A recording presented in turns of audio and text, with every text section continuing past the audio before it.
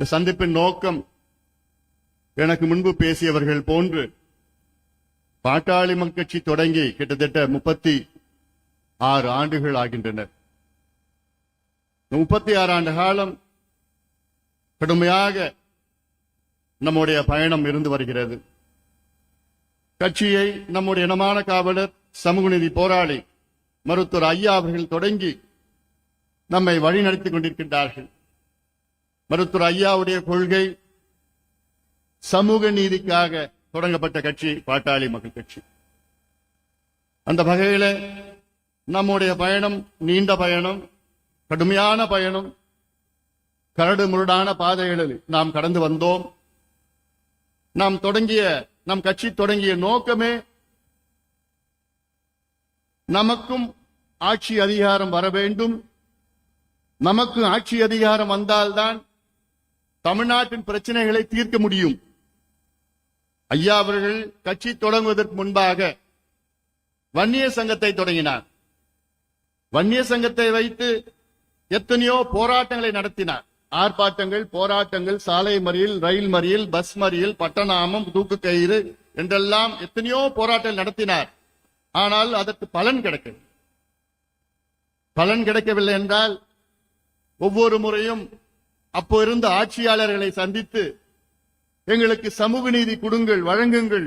எங்களுக்கு என்றால் வன்னியர்களுக்கு மட்டுமல்ல, பட்டியலின சமுதாயத்தை சார்ந்தவர்கள், அடக்கப்பட்ட மக்கள், ஒடுக்கப்பட்ட மக்கள், பாதாளத்தில் இருக்கின்ற மக்கள் எல்லாம் சமூக நீதி வேண்டும் என்று ஐயா அவர்கள் வன்னிய சங்கத்தை தொடங்கி பிறகு பார்த்தார் இது பத்தாது, இது போதாது என்றுதான் கட்சியை தொடங்கினார்.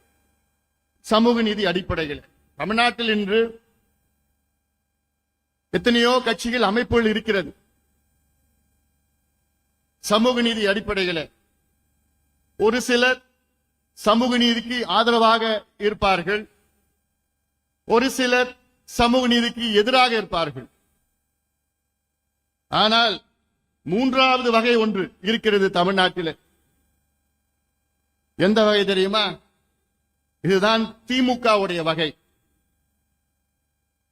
சமூக நீதி, சமத்துவம், சனநாயகம், சாதி ஒழிப்பு என்றெல்லாம் பேசுவார்கள்.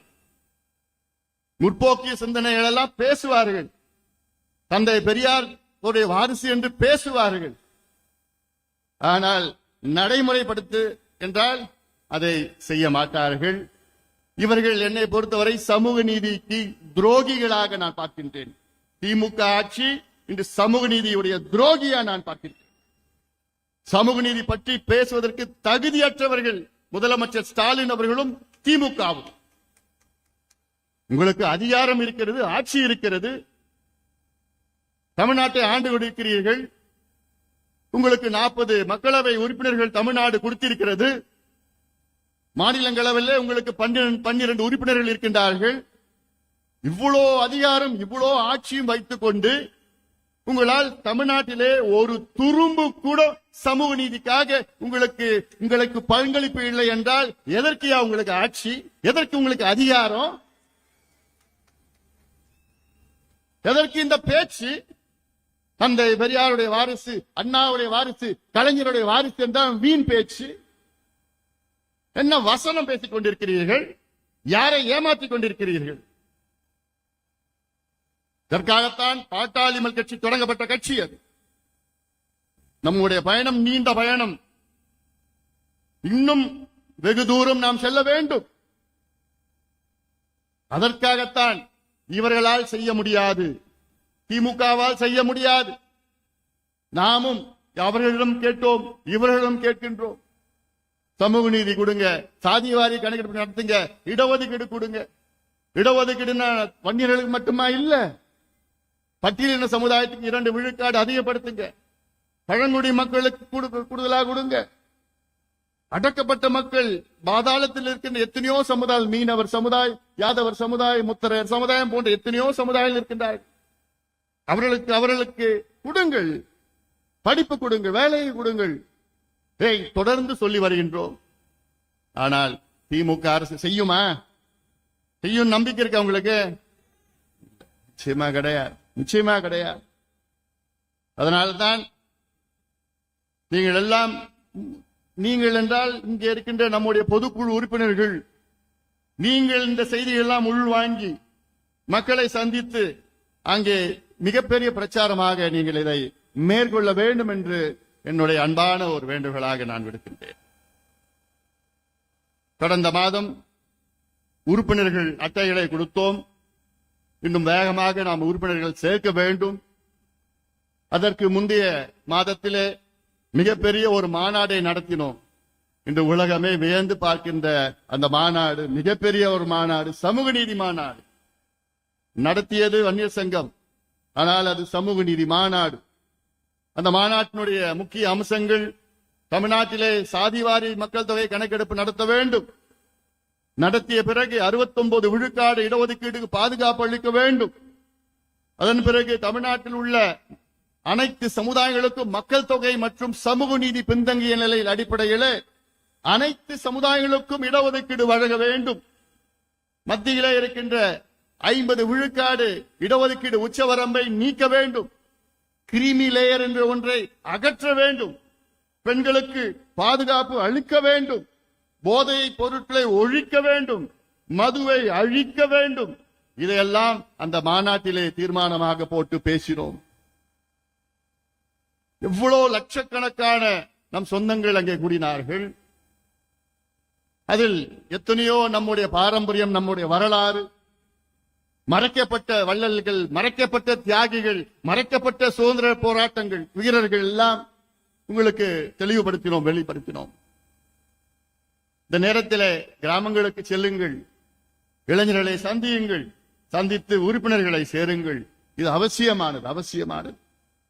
அதனால்தான் இப்பொழுது நான் ஒவ்வொரு மாவட்டமாக வந்து மாவட்ட பொதுக்குழுவை நடத்தி ஆங்காங்கே சென்று இதெல்லாம் இது நோக்கம் நீங்கள் எல்லாம் இன்னும் வேகமாக நீங்கள் பணியாற்ற வேண்டும். வருகின்ற ஆட்சி 2026 தமிழ்நாட்டிலே பாட்டாளி மக்களுக்கு அங்கமாக இருக்கின்ற கூட்டணி ஆட்சி தமிழ்நாட்டில் நடக்கும். ஏன்னா பாட்டாளி மக்கள் கட்சி இவங்க ஆட்சிக்கு வர்றதற்கோ அல்லது அவங்க ஆட்சி வர்றதற்கோ நம்ம கட்சியை தொடங்கல. நம்மளும் ஆளணும், நம்மளும் ஆளணும். நம்ம அங்கே இருந்தால்தான், அங்கமாக இருந்தால்தான் நமக்கு சமூக நீதியை நிலைநாட்ட முடியும். வேற எதுவும் நமக்கு தேவையில்லை.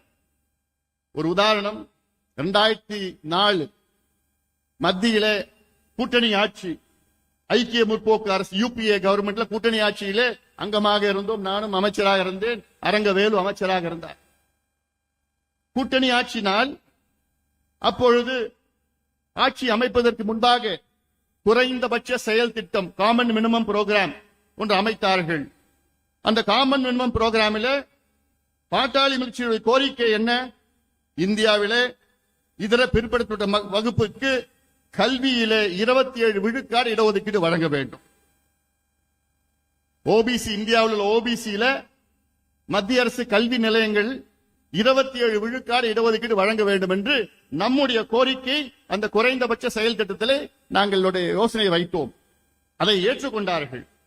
ஏற்றுக்கொண்டு 2 ஆண்டுகள் ஆகியும் அதை நடைமுறைப்படுத்தவில்லை.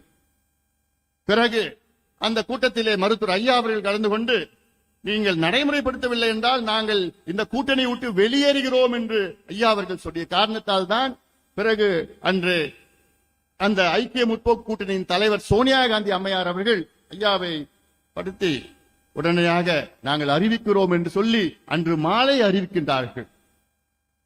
இதுதான் கூட்டணி ஆட்சி. இதுதான் தமிழ்நாட்டுக்கும் வேண்டும். காரணம், ஒவ்வொரு கட்சிக்கும் ஒரு கொள்கை இருக்கிறது. நம் கட்சியினுடைய கொள்கை சமூக நீதி. நாம் தமிழ்நாட்டிலே அங்கே கூட்டணி ஆட்சியிலே அங்கமாக இருந்தால் சமூக நீதி சார்ந்த அத்துணை பிரச்சனைகளுக்கு தீர்வு நம்மால் முடியும், நம்மால் வரும். அது இந்த நம்பிக்கை தமிழக மக்களுக்கு செல்ல வேண்டும். நிச்சயமாக செல்வோம். ஏன்னா இன்னைக்கு முதலமைச்சர் ஸ்டாலின் அவர்களுக்கு சமூக நீதினா என்னன்னு தெரியல, சமத்துவனா என்னன்னு தெரியல, ஜனநாயகம் என்னன்னு தெரியல. ஆனா நான் தான் தந்தை பெரியாருடைய பேரன், கொள்ளு பேரன். இப்பெல்லாம் பேசி பேசி இன்னும் எவ்வளவு காலமா தமிழக மக்களை ஏமாத்த போறீங்க? நீங்க எவ்வளவு ஏமாத்த போறீங்க? டெல்லியில 5 ஆண்டு காலம் அமைச்சராக இருந்தோம். அப்பொழுது கூடுதலாக இன்னொன்று நாம் செய்தோம். என்ன? பட்டியலின மக்களுக்கு அகில இந்திய மருத்துவ கல்வியில இடஒதுக்கீடை வழங்கினோம். பாட்டாளி மக்கள் கட்சி 22, 28 ஆண்டு கால கோரிக்கை, அதை நிறைவேற்றினோம். இதுதானே சமூக நீதி. அப்போ இன்னைக்கு தமிழ்நாட்டை ஆள்வதற்கு தகுதியான ஒரே கட்சி பாட்டாளி மக்கள் கட்சி மட்டும்தான். இது எங்க வேணா நான் சொல்லுவேன். அந்த அடிப்படையிலே தான் வருகின்ற ஜூலை மாதம் 25ஆம் தேதி நம்முடைய இனமான காவலர் சமூக நீதி போராளி மருத்துவர் ஐயா அவருடைய பிறந்த நாள், பசுமை தாயகம் நாள் அன்றைக்கு ஒரு நடைபயணத்தை மேற்கொள்ள இருக்கின்றேன். தமிழக மக்களின் உரிமை மீட்பு பயணம். தமிழக மக்களின் உரிமை மீட்பு பயணம் 100 நாள் தமிழ்நாடு முழுவதும் அனைத்து மாவட்டங்களுக்கும் சென்று தொடங்குவது திருப்போரூர். ஆனால் கும்மிடிப்பூண்டியிலிருந்து கன்னியாகுமரி வரை அத்துணை மாவட்டங்களுக்கு சென்று மக்களை சந்தித்து விழிப்புணர்வு ஏற்படுத்தி இருக்கின்றேன். அதிலே 10 கோரிக்கைகள். 10 கோரிக்கைகள்னா இதென்ன? இந்த 10 கோரிக்கைகளும் தமிழ்நாட்டில் உள்ள அத்துணை பிரச்சனைகளும் இதில் இருக்கிறது. 10 வரியில திருக்குறள் போன்று 10 வரிகளில தமிழ்நாட்டில் உள்ள அத்துணை பிரச்சனைகளும் கொண்டு வந்துடுறோம். உரிமைகள், 10 உரிமைகள் உங்களுக்கு இருக்கிறது, மக்களுக்கு உரிமைகள் இருக்கிறது. அதை நிலைநாட்டுவது, அதை செயல்படுத்துவது அரசினுடைய கடமை. I have all rights. It is the duty of the state to enforce my rights. ஆனா அப்படி ஏதாவது நடக்குதா தமிழ்நாட்டில்? அப்படி ஏதாவது உங்களுக்கு தெரியுதா? வாக்குறுதி, பொய் வாக்குறுதியை கொடுத்து ஏமாத்திக் கொண்டிருக்கின்ற தமிழக அரசு, திமுக அரசு, மக்களிடையே உங்களை நம்ப போவது கிடையாது. அதை எப்பயோ முடிஞ்சு போச்சு. திமுக ஆட்சியினுடைய கவுண்ட் டவுன், திமுக ஆட்சி உடைய முடிவுக்கு கவுண்ட் டவுன் இப்பொழுது இன்னைக்குல இருந்து ஆரம்பிச்சிருச்சு.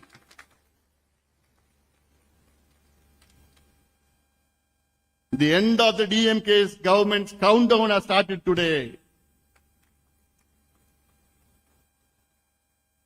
அதனால இதெல்லாம் நீங்க பார்க்க போறீங்க. எவ்வளவு திட்டங்கள்லாம் இருக்கு, பார்க்க தான் போறீங்க நீங்க. அதனால இதெல்லாம் பாத்தீங்கன்னா, ஏன் இந்த நடைபயணம்? முதல்ல பாத்தீங்கன்னா சமூக நீதிக்கான உரிமை. முதல்ல ரைட் டு சோசியல் ஜஸ்டிஸ், சமூக நீதிக்கான உரிமைனா இதுல கிட்டத்தட்ட இத பேசணும்னா 2 மணி நேரம் 3 மணி நேரம் பேசலாம். அது மட்டும் எல்லாத்துக்கும் அதுல அடங்கி இருக்கிறது.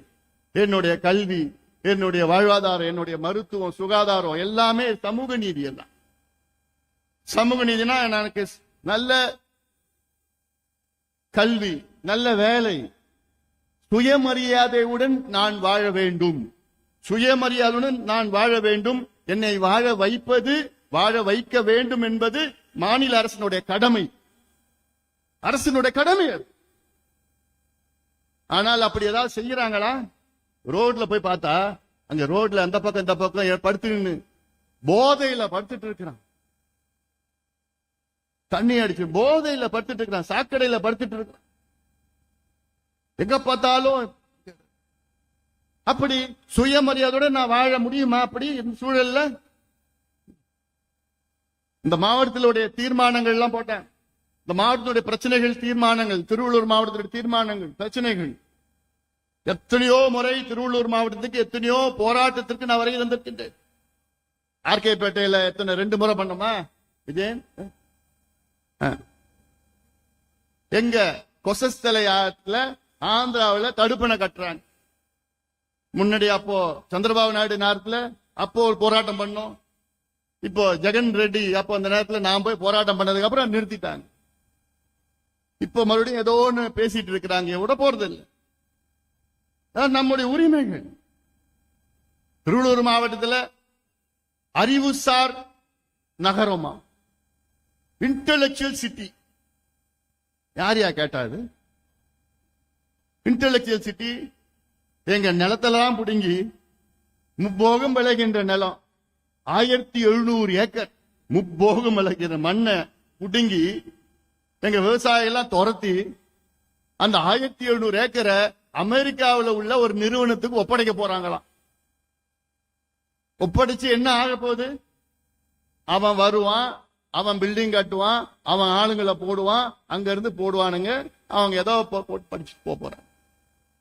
ஏன் இது திருவண்ணாமலையில கட்டிட்டு போங்க. திருவண்ணாமலையில தரிசு நிலம் எவ்வளவு இருக்கு, ராமநாதபுரத்துல கட்டுங்களேன், அங்க எவ்வளவு தரிசு நிலம் இருக்கு. ஏன் விவசாய நிலத்தை புடுங்குறீங்க? நிச்சயமாக அதை விட போவது கிடையாது. நிச்சயமாக விட போவது கிடையாது. ஒரு ஆண்டிற்கு அங்க இருக்கிற விவசாயிகள் 15 லட்சம் 20 லட்சம் சம்பாதிச்சுட்டு இருக்கிற அந்த நிலத்தை வச்சு, ஒரு ஏக்கர் வச்சு, அதை விட்டுட்டு அதை புடுங்கி எடுத்து நீங்க அறிவு சார் நகர் வேணாம்பா. அது மட்டுமல்ல, கிட்டத்தட்ட 10,000 குடும்பங்களை அகற்றி 1500 ஏக்கர் இந்த சிப்காட் லேண்ட் பேங்க் உருவாக்குறாங்களாம்.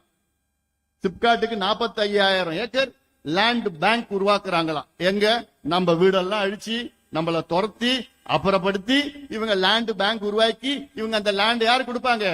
முதலாளிகளுக்கு கொடுப்பாங்க. எவன் காசு கொடுக்கறானோ அவனுக்கு கொடுத்துட்டு போவான் லஞ்சத்துக்கு.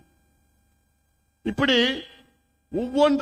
ஒவ்வொன்று பிரச்சனைகள், எவ்வளோ பிரச்சனைகள் மாவட்டத்தில் கும்மிடி பூண்டியில அவ்வளோ அந்த சுற்றுச்சூழல் பாதிப்பு எல்லாமே இருக்குது. இல்ல பாத்தீங்கன்னா வன்முறை இல்லா வாழ்வுக்கான மகளிர் உரிமை 2வது. இங்க மகளிர் எல்லாம் வந்திருக்கிறாங்க. அவங்களுடைய உரிமை என்ன? நான் தைரியமாக இரவில் கூட வெளியில செல்ல வேண்டும். அது எல்லாருடைய கோரிக்கை. எங்க வேணா நான் போனோம், தைரியமா நான் போனோம். வன்முறை இல்லா வாழ்வுக்கான மகளிர் உரிமை. ராத்திரியில போன எவனா குடிச்சிட்டு வந்து கலடா பண்ணுவான், எவனா போய் போதை மாத்திரை போட்டுட்டு தகராறு பண்ணுவான். எத்தனையோ சீற்றங்கள் இருக்கிறது. இப்படி வன்கொடுமைகள் நடந்து கொண்டிருக்கிறது. பார்த்தோம் சமீபத்தில் அண்ணா யூனிவர்சிட்டியில பார்த்தோம், பொள்ளாச்சியில பார்த்தோம், வேலூர் மாவட்டத்தில் பார்த்தோம், என்னென்னமோ பார்த்துட்டு தான் வரும். அப்படி இருக்கிற மகளிருக்கு உரிமை, உங்களுக்கு உரிமை இருக்கிறது. இந்த உரிமையை நீங்கள் நிலைநாட்ட வேண்டும். நீங்க கேட்கணும் உரிமையை. இந்த உரிமை எங்களுக்கு இருக்கு. அரசியல் சாசனம் இந்த உரிமை எங்களுக்கு கொடுத்திருக்கிறது.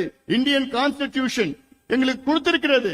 அந்த உரிமையை எங்களுக்கு கொடுங்கள் என்று நீங்கள் ஒவ்வொருவரும் தமிழக அரசை கேட்க வேண்டும். அதற்காகத்தான் இந்த நடைபயணம். 3வது, வேலைக்கான உரிமை, ரைட் டு எம்ப்ளாய்மெண்ட். இது எனக்கு வேலை கொடுக்கணும், நான் வேலையில இருக்கணும், கௌரவமா நான் வாழணும். இது என்னுடைய உரிமை. இந்த உரிமையை கொடுப்பது தமிழக அரசு கொடுக்கணும், மாநில அரசு கொடுக்கணும், மத்திய அரசு கொடுக்கணும். ஆனா என்ன பண்றாங்க? இந்த நிலத்தெல்லாம் எடுத்துட்டாங்க. திருவள்ளூர் மாவட்டத்தில் எல்லா நிலமும் பிடிங்கிட்டாங்க. அங்க தொழிற்சாலை, ஃபேக்டரி. அந்த ஃபேக்டரியில உங்களுக்கு வேலை இருக்கா? இந்த பிள்ளைங்களுக்கு வேலை இருக்கா? யாருக்கும் வேலை இல்லை. யாருக்குமே வேலை இல்லை. படிச்சு படிச்சு படிச்சு சும்மா உட்கார்ந்துட்டு இருக்கான். அந்த சும்மா உட்கார்றதுனால தான் அவன் போய் என்ன பண்றான்? தண்ணி அடிக்கிறான், மாத்திரையை போடுறான், ஏதோ கஞ்சா கிஞ்சான்னு போட்டு பண்ணிட்டு இருக்கிறான். வேலையில இருந்தா எல்லாம் செய்ய மாட்டான். அந்த உரிமை இருக்கிறது, எனக்கு இருக்கிறது, அரசு கொடுக்கணும். ஆனா அரசு என்ன பண்ணுது? திமுக ஆட்சிக்கு வருவதற்கு முன் என்ன பண்ணாங்க? நாங்கள் ஆட்சிக்கு வந்தால் 3 லட்சம் அரசு வேலைகளை மீண்டும் நாங்கள் உருவாக்குவோம், காலியாக இருக்கின்ற 3.5 லட்சம் வேலைகளை நாங்கள் நிரப்புவோம், மொத்தம் 6.5 லட்சம் வேலைகளை நாங்கள் கொடுப்போம் என்று உறுதி கொடுத்த திமுக ஒரே ஒரு வேலை கூட கொடுக்கல. ஒரே ஒரு வேலை கூட கொடுக்கல. இதெல்லாம் எவ்வளவு மோசடி, எவ்வளவு துரோகம் செய்து கொண்டிருக்கிறது திமுக. அடுத்தது, விவசாயம் மற்றும் உணவுக்கான உரிமை, right to farming and right to food. விவசாயம் செய்வதற்கு எனக்கு உரிமை, எனக்கு நல்ல உணவு கிடைப்பது என்னுடைய உரிமை. இது எவ்வளோ பிரச்சனைகள் இருக்கு. நீங்க இதெல்லாம் ஏதோ பேசலாம்னு நினைச்சுக்காதீங்க. முக்கியமானது இது. ஒன்னு நம்ம தமிழ்நாடு முழுவதும் அதை இப்ப விவசாயிகளை வைத்து நம்ம பேசுவோம், பெண்களை வைத்து நம்ம பேச போறோம். இப்ப உணவு சாப்பிடணும்னா அந்த உணவு பரிமாற்றம் செய்கின்ற சின்ன சின்ன சிற்றுண்டிகள் அவங்களாம் வச்சு நம்ம அவங்களோட கஷ்டங்கள் எவ்வளவு இருக்கு. அதெல்லாம் நம்ம வச்சு பேச போறோம். மகளிர் வச்சு நம்ம பேச போறோம். எவ்வளவு பிரச்சனை மகளிருக்கு இருக்கிறது. அதே போன்று வளர்ச்சிக்கான உரிமை, ரைட் டு டெவலப்மெண்ட், இது எல்லாமே சேர்த்து வரும். அது இவ்வளவு பெரிய ஒரு ரைட் டு டெவலப்மெண்ட் என்னுடைய உரிமை. அது அதே போன்று அடிப்படை சேவைக்கான உரிமை, ரைட் டு பப்ளிக் சர்வீசஸ். இது எத்தனையோ முறை சொல்லிட்டோம். நம்ம இங்க போய் லஞ்சம் கொடுத்து கொடுத்து கொடுத்து அங்க போய் போய் போய் நேரத்தை வீணாயிடுச்சு. ஒரு சர்டிபிகேட் வாங்கினா லஞ்சம் கொடுக்கணும், நேரத்தை வீணாக்கணும், திருப்பி திருப்பி அவங்க கிட்ட கொடுத்து, அங்க இருந்து இங்க ஃபைல் வருது, இங்க இருந்து அங்க ஃபைல் போகுது, அங்க இருந்து இங்க வருது, இவனுக்கு அவனுக்கு அவனுக்கு இவனுக்கு எல்லாம் கொடுத்து கொடுத்து கொடுத்து அவ்வளவுதான் முடிஞ்சு போச்சு. இதெல்லாம் இருக்காது. நம்ம ஆட்சியில இது எல்லாத்தையும் காலி பண்ணிடுவாங்க. அதே போன்ற கல்வி, நல்வாழ்வுக்கான உரிமை, right to health, right to education. கல்வி கொடுப்பது அரசினுடைய கடமை. கல்வி பெறுவது என்னுடைய உரிமை. அது இலவசமா தரமான கல்வி பெறுவது என்னுடைய உரிமை. இலவசமா தரமான மருத்துவம் பெறுவது என்னுடைய உரிமை. அதை கொடுப்பது, கொடுக்க வேண்டியது தமிழக அரசினுடைய கடமை. கொடுக்கறாங்களா? ஒண்ணு கிடையாது. காசு வச்சிருந்தா சிபிஎஸ்இல படிக்கலாம், இல்லனா கவர்மெண்ட் ஸ்கூல்ல வாதியார் கிடையாது, கிளாஸ் ரூம் கிடையாது, ஒழிட்டு இருக்கும், ஒண்ணுமே கிடையாது. ஒரு வாதியார் 4 கிளாஸ். என்ன அவன் ஆட்சி நடத்துறீங்க? என்ன ஆட்சி? 78 ஆண்டுகள் ஆகிறது சுதந்திரம் அடைந்து. இவர்கள் ஆட்சிக்கு வந்து 60 ஆண்டுகள் ஆகிறது. 60 ஆண்டுகள் ஆட்சி செய்து கொண்டிருக்கின்றார்கள். இன்னும் இந்த நிலை என்ன நிலை? அவ்வள நிலை, அவ்வள நிலை. அடுத்தது மது, போதை பொருட்களால் பாதிக்கப்படாமல் இருக்கும் உரிமை, right to free from alcohol and drug harm. மது, போதை பொருட்களால் பாதிக்கப்படாமல் இருக்கும் உரிமை. அது திமுக சொல்ல முடியுமா? சொல்ல முடியுமா? விற்கிறதே அவங்க தானே, விற்கிறதே அவங்க தானே. குடிங்கடா, குடிங்க குடிங்க. இந்த வருஷம் 45,000 கோடி தான் வருமானம். ஐயோ, அவ்வளவுதானா? அமைச்சர் சொல்றார் சட்டமன்றத்துக்குள்ள. எப்படியாவது அடுத்த வருஷம் 50,000 கோடி வந்துடணுங்க, வந்துடணுங்க. இதுக்கு டார்கெட் பிக்ஸ் பண்றோம். டார்கெட் இந்த படிக்கிறதுக்கெல்லாம் டார்கெட் கிடையாது, தடுப்பூசி போடுறதுக்கெல்லாம் டார்கெட் கிடையாது, எத்தனை பேர் வந்து கல்வி கொடுக்கிறோம் அதெல்லாம் டார்கெட் கிடையாது, ரேஷன் ஒழுங்கா நடக்குது அதெல்லாம் டார்கெட் கிடையாது. சரக்கு மட்டும் ஒழுங்கா போகணும். கொள்ளையோ கொள்ள. அதுல பார்த்தா இப்போ அமலாக்கத்துறை 1000 கோடி ஊழல்னு அது மேல மட்டும் லேசா கீறி இருக்கிறாங்க. அவ்வளவுதான். உள்ள போனாங்கன்னா 2000, 3000, 5000, 10,000, 30,000, 50,000 கோடியின் ஊழல் அப்படி தோண்ட தோண்ட வரும். அதுக்கு அலறி அடிச்சுக்கிட்டு இந்த கோர்ட்டுக்கும் அந்த கோர்ட்டுக்கும், இந்த நீதிமன்றம் அந்த நீதிமன்றம், அப்படி இப்படி இப்படி எங்கெங்கயோ போய் எப்படியோடு வச்சிருக்கிறாங்க. அலறி அடிச்சுட்டு போயிட்டாங்க. மணல் கொள்ளை அடிச்சானுங்க. வருஷத்துக்கு எவ்வளவு தெரியுமா? மொத்தம் தமிழக அரசுக்கு மணல் மூலயமா வருமானம் வருது. யாராவது சொல்லுங்க பார்க்கலாம். யாராவது சொல்லுங்க. தமிழக அரசுக்கு ஒரு வருஷத்துல தமிழ்நாட்டில் உள்ள அனைத்து மணல் குவாரிகள் இருக்கு. மணல் குவாரியில இருந்து அரசுக்கு கணக்குல வர வருமானம் எவ்வளவு தெரியுமா? 27 கோடி. நம்புவீங்களா? நான் சொல்றது எல்லா குவாரியிலையும் 27 கோடி. அட படுபாவீங்களா, படுபாவீங்களா? இந்த 27 கோடி ஒரே ஒரு குவாரியில 4 நாள்ல வர வருமானம். ஒரே ஒரு குவாரியில 4 நாள்ல வர வருமானம். தமிழ்நாட்டில் 45 குவாரி இருக்குது. அதுல மொத்தம் வருஷம் ஃபுல்லா வருமானம் வந்து 27 கோடியா. இது எங்கேயாவது நம்ப முடியுமா? யார் நம்புவாங்க? அமலாக்கத்துறை வந்து ஒரு விசாரணை பண்ணாங்க, இடி என்போர்ஸ்மெண்ட். பார்த்தா மொத்தம் ஒரு 10 குவாரியில மொத்தம் 4800 கோடி ஏமாத்திட்டாங்கன்னு. அது வந்து அந்த ஒரு 6 மாசத்துல அவ்வளவுதான். 50,000, 60,000 கோடி கொள்ள அடிச்சுட்டு இருக்கிறாங்க, எல்லாம் இருக்கிறாங்க. அதனால ஒன்னும் எவ்வளவு பண்ணி. அடுத்தது நீடித்திருக்கும் நகர்ப்புற வளர்ச்சிக்கான உரிமை, right to sustainable urban development. Urban இப்ப எல்லாமே கிராமத்திலிருந்து நகரத்துக்கு போயிட்டாங்க. எல்லாம் கிராமத்துல விவசாயம் இல்ல, தண்ணி இல்ல, படிப்பு இல்ல, எதுவும் கிடையாது. ஆனா நம்ம என்ன சொல்லுவோம்?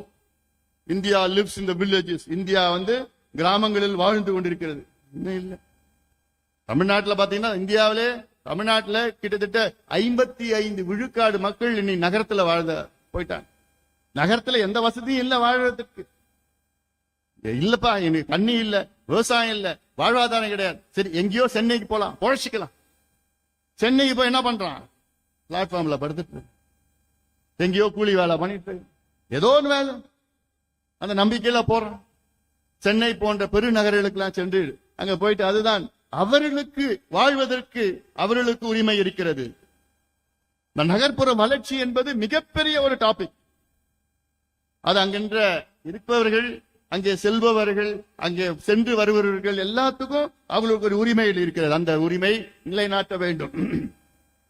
அடுத்தது 10வது ஆரோக்கியமான சுற்றுச்சூழலுக்கான உரிமை. Right to healthy environment.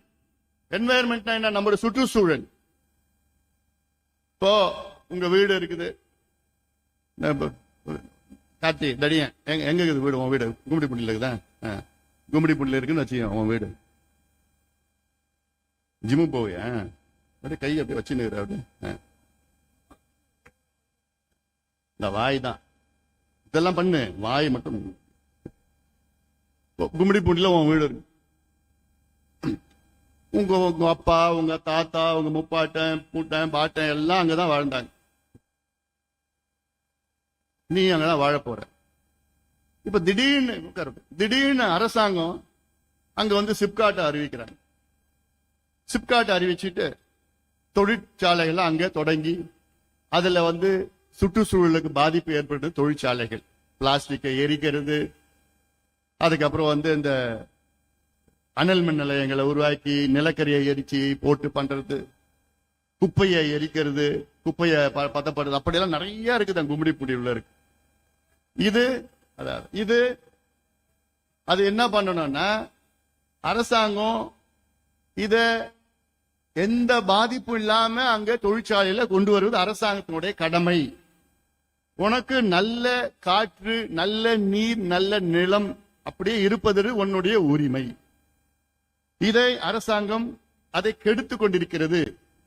ஆக உன்னோட உரிமை என்ன? நான் காலகாலமா இங்க வாழ்ந்துட்டு இருக்கிறேன். ஆனா திடீர்னு அரசாங்கம் இங்க செய்து எனக்கு பாதிப்பு, எத்தனையோ பாதிப்பு வந்திருக்கு. கும்மிடிப்பூண்டி பகுதியில, இப்படி எங்க இந்த பகுதியெல்லாம் எவ்வளவு பாதிப்பு, சுற்றுச்சூழல், நீர்நிலை, காற்று எல்லாம் பாதிப்பு. அதை எனக்கு பாதிப்பு இல்லாமல் வாழ்வதற்கு என்னுடைய உரிமை. இதுதான் இந்த 10 உரிமைகளை நிலைநாட்டி தமிழ்நாடு முழுவதும் நடைபயணம் செல்ல இருக்கின்றேன். அதற்கு நீங்களும், ஏன்னா இப்போ அதிகாரப்பூர்வமாக உங்களுக்கு அடுத்தது வரும், செய்தி வரும், எப்படி நீங்க லோகோ போடலாம், எப்படி போஸ்டர் போடலாம், எப்படி சுவர் விளம்பரம் செய்யலாம், என்னுடைய ப்ரோக்ராம் எப்படி, எல்லாமே அதிகாரப்பூர்வமா வரும். இப்ப வர செய்திகள்லாம் அவங்கவுங்க போட்டுட்டு இருக்கிறாங்க. அதிகாரப்பூர்வமா எதுவும் வரல, வரும். நேற்று முந்தினம் தான் அறிவிச்சிருக்கிறோம். அதற்கு நீங்கள் தயார் நிலையில் எல்லா பகுதியில் எல்லா ஊருக்கும் நான் போறேன், நடைபயணம் செல்ல போறேன். நடைபயணம் எனக்கு புதுசு கிடையாது. நான் இது வரைக்கும் பாத்தீங்கன்னா தாமிரபரணியை காப்போம் என்று 2 நடைபயணம் மேற்கொண்டிருக்கின்றேன். 2 நாள் நடந்த தாமிரபரணி பாபநாசத்துல இருந்து புன்னக்காயல் வரைக்கும் நடந்தன. வைகை ஆற்றை காப்போம் 2 நாள் நடந்து போனேன் நான். வைகை ஆற்று மேகமலை, வெள்ளிமலை அடிவாரத்துல இருந்து அரசு மங்கலம் ஏரி வரைக்கும் ராமநாதபுரத்துல. காவிரி ஆற்றை காப்போம் என்று ஒகேனக்கல்ல இருந்து, பில்லிகுண்டில இருந்து பூம்புகார் வரைக்கும் 3 நாள் நடைபயணம் பண்ணேன். அங்கங்க நடந்து துண்டு பிரசம் எல்லாம் கொடுத்தேன் 3 நாள். பாலாத்தை காப்போம், அந்த பில்லூர் அங்க இருந்து கிட்டத்தட்ட சதுரங்கப்பட்டினம், பாலாறு, அது வரைக்கும் 2 நாள் நடைபயணம் மேற்கொண்டேன். அத்திக்கடு அவனாசி திட்டம் நிறைவேற்ற வேண்டும் என்று 2 நாள் பண்ணேன். அன்னியூர், அங்க அன்னூர்ல இருந்து எல்லாம் போயிட்டு அங்க பல பகுதியில நடைபயணம் மேற்கொண்டு அதை உடனடியாக முடிக்க வேண்டும் என்று. அதே போன்று காவிரி டெல்டா பகுதியில் பெட்ரோகெமிக்கல் மண்டலம் வர வேண்டாம், அங்கே மிகப்பெரிய பாதிப்பு என்று 2 நாள் நடைபயணம் மேற்கொண்டு ஒரு துண்டு பிரசுரம் கொண்டு விழிப்புணர்வு ஏற்படுத்தி அதை எதிர்ப்பு தெரிவித்தோம். அது முடிச்ச உடனே பாத்தீங்கன்னா அந்த பெட்ரோகெமிக்கல் மண்டலம் அங்க வரல. யாரால? நம்மால மட்டும்தான் வரல. அங்க வரல. வந்ததுன்னா முடிஞ்சு போச்சு. 45 கிராமங்கள் நாசமாகிட்டு. அதே போன்று காவிரி டெல்டாவை பாதுகாக்கப்பட்ட வேளாண் மண்டலமாக அறிவிக்க வேண்டும் என்று 3 நாள் நடைபயணத்தை மேற்கொண்டேன். காவிரி டெல்டா பகுதியில் ஒவ்வொரு ஊரா போனேன்.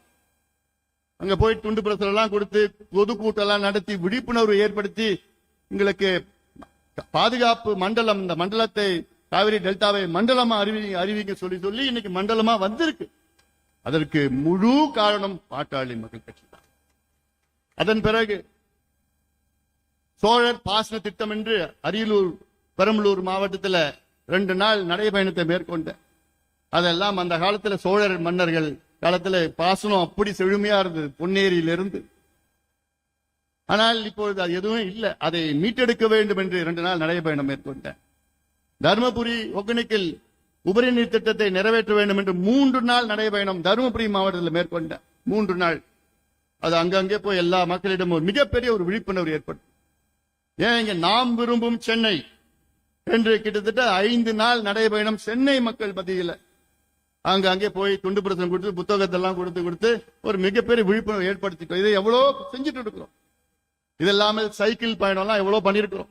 பள்ளிக்கரணை சதுப்பு நிலத்தை பாதுகாக்க வேண்டும் என 22 ஆண்டுகளுக்கு முன்பு 3000 இளைஞர்களை வைத்து சைக்கிளிலே 23 கிலோமீட்டர் சுத்தி வந்து விழிப்புணர்வு, அதுதான் தொடக்கம். அதன் பிறகு நீதிமன்றத்துக்கு எல்லாம் சென்று இப்போது சதுப்பு நிலம் பாதுகாக்கப்பட்ட சதுப்பு நிலமா அறிவிச்சிருக்கிறார்.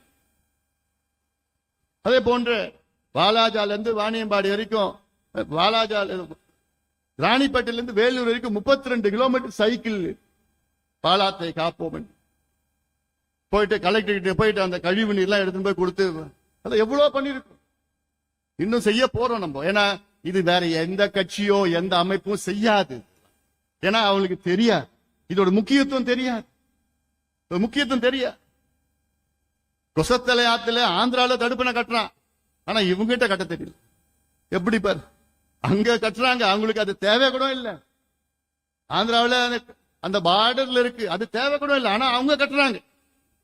ஆனா இங்க இருக்கிற தமிழக அரசு இங்கதான் நமக்கு தான் வருது, கொசஸ்தலை வருது, அந்த ஆரணி ஆறு வருது, இந்த கூவம் ஆறு எல்லாமே அதெல்லாம் இணைச்சு பண்ணா இந்த திருவள்ளூர் மாவட்டத்துல செழுமையா மாத்தலாம். நம்ம செழுமையா மாவட்டத்தை மாத்த முடியும், என்னால மாத்த முடியும். ஆனா அதை பத்தி இவங்களுக்கு அது தெரிய கூட இல்லை. ஆக இவ்வளோ செயல் திட்டம் அதை நிறைவேற்ற வேண்டும், அதை செயல்படுத்த வேண்டும். அதற்கு நீங்கள் எல்லோரும் நல்ல கடுமையாக நீங்கள் வேலை செய்யுங்கள். நாம் ஆள வேண்டும், நாம் ஆட்சிக்கு வரணும். நீங்கள் ஒவ்வொருவரும் சபதம் ஏற்க வேண்டும், ஒவ்வொருவரும் சபதம் ஏற்க வேண்டும். நாம் ஆள வேண்டும். கதவு மூடு, கதவு மூடு.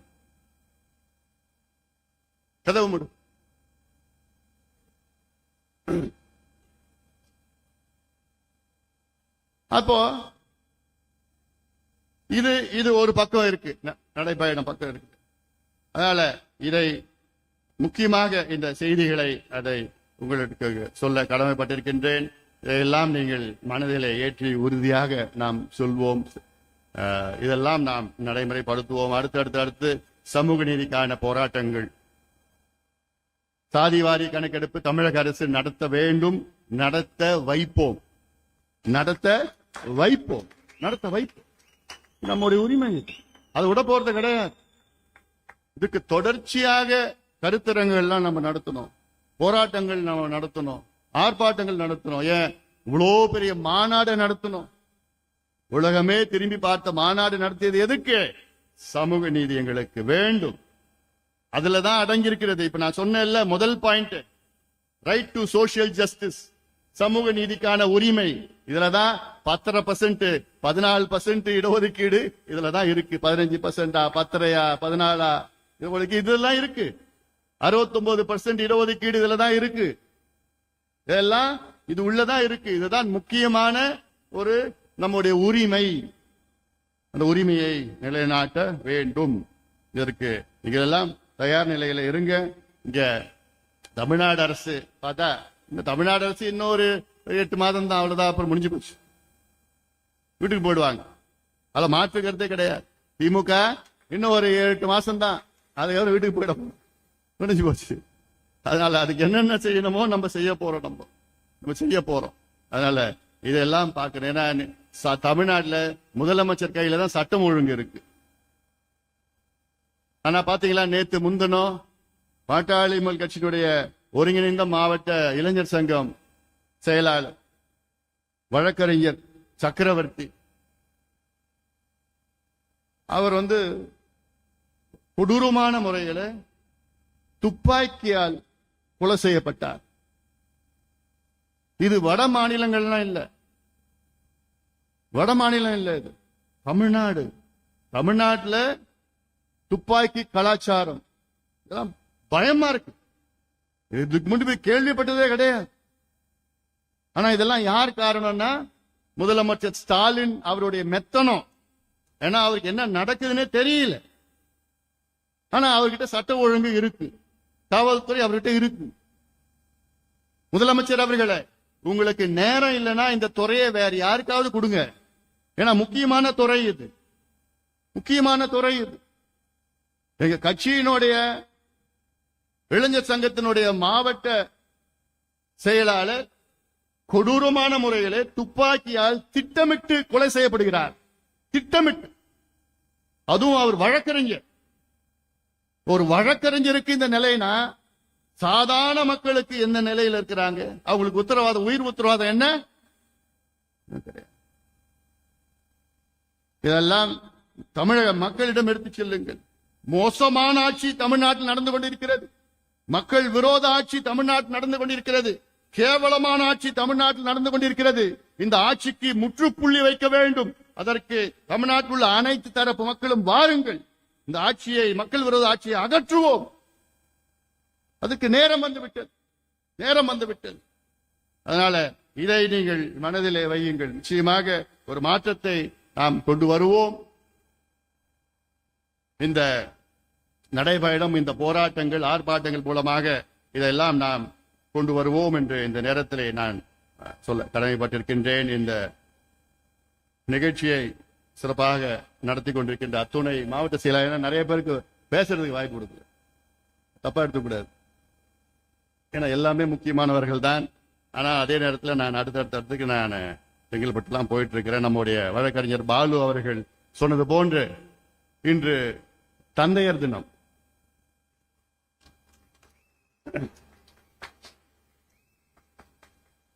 மருத்துவர் ஐயா உள்ளிட்ட உலகில் வாழ்கின்ற அத்துணை தந்தையர்களுக்கு என்னுடைய வாழ்த்துக்கள், பாராட்டுகளை நான் தெரிவிக்கின்றேன்.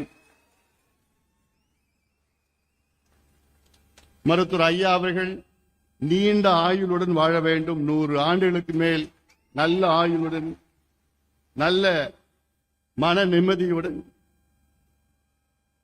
நல்ல உடல்நலத்துடன், மகிழ்ச்சியோடு வாழ வேண்டும். அது ஒரு மகனாக அது என்னுடைய கடமையும் கூட. மருத்துவர் ஐயா அவர்கள் என் மீது ஏதாவது கோபம் இருந்தால், ஐயா அவர்களே தயவு செய்து என்னை மன்னித்துக் கொள்ளுங்கள்.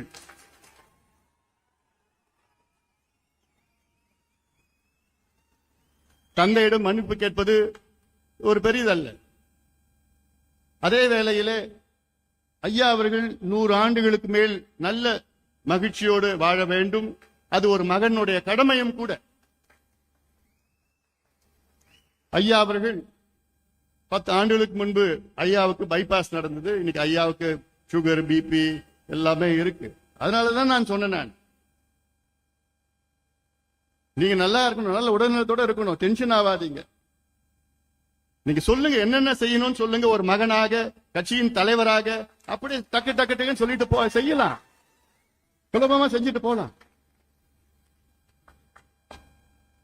ஐயா அவர்களே, வருத்தப்படாதீங்கள், கவலைப்படாதீங்கள், கோவப்படாதீங்கள்.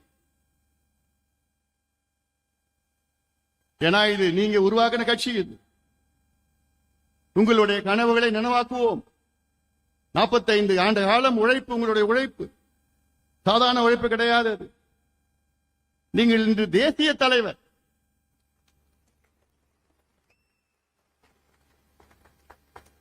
கடந்த ஆண்டு பாரத பிரதமர் மோடி அவர்கள் வந்து சொன்ன வார்த்தையில் என்னால் மறக்க முடியாது. ஐயா, இந்தியாவிலே மூத்த அரசியல் தலைவர் ஐயா அவர்களே என்று சொன்னார். தமிழ்நாட்டில் சொல்ல, இந்திய அளவிலே அந்த மதிப்பு, மரியாதை எல்லோருக்கும், எங்களுக்கு மட்டும் எல்லோருக்கும் இருக்கிறது.